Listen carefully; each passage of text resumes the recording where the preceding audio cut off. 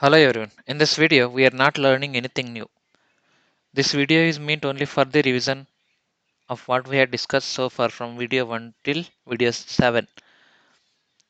Till now, we have discussed many basic terms under the Indian Contract Act like an agreement, contract, offer, acceptance, promise, communication, and revocation. So, before moving ahead, let us calmly revise the meanings of these terms along with their section numbers and understand how they are connected with each other. The first one is agreement. Under section 2 of A, we will see what is all about. Let us start with it. Section 2 of A tells us that an agreement is formed when there are promises between two parties. In simple words, when two or more people make promises to each other, an agreement comes into an existence. One person agrees to do something and the other person also agrees to do something in return. For example, if I promise to teach you and you promise to attend the class, there are promises on both sides, so there is an agreement.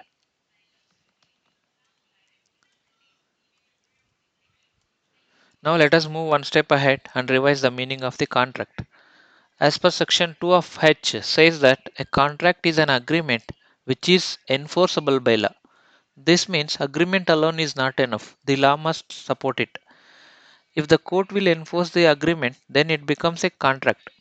For example, if a business agreement supported by law becomes a contract, but a simple social promise usually does not become a contract.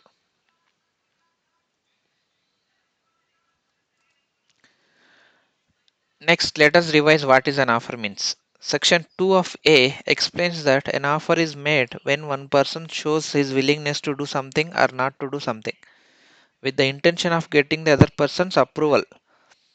In simple words, an offer means clearly telling the other person what you are ready to do. For example, if I say I am willing to sell my book for a certain price, that is an offer.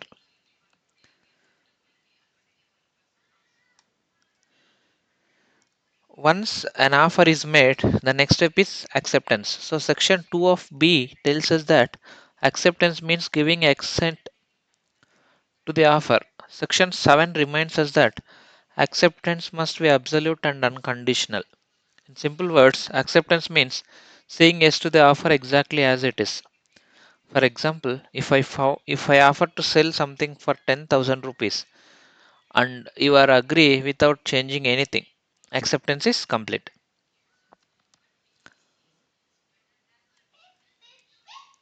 Now let us revise the meaning of promise. When an offer is made, when an offer is accepted, it becomes a promise. So promise is the result of offer and acceptance coming together.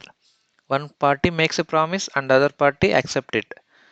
For example, when you accept my offer, a promise is created between us. This promise later becomes part of an agreement.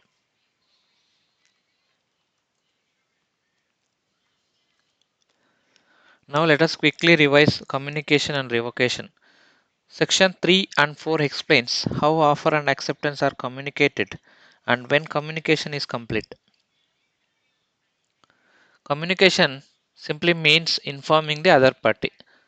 Section 5 and 6 explains revocation, which means cancel of offer or acceptance. Revocation must be communicated and must be done at the correct time. For example, if an offer is cancelled after acceptance is complete, the cancellation has no effect. Let us connect all the meanings together.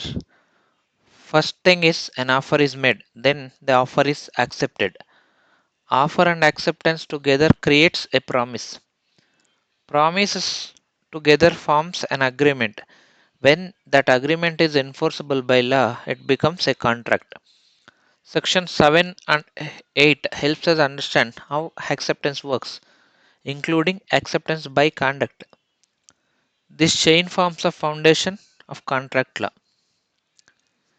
This video was only meant to revise and connect the basic meanings along with their sections. Once these meanings are clear, the next topic becomes easy for us to understand. In the next video, we will move ahead and start with the next concept. If you found this video helpful, please share, like, subscribe. Thank you for watching.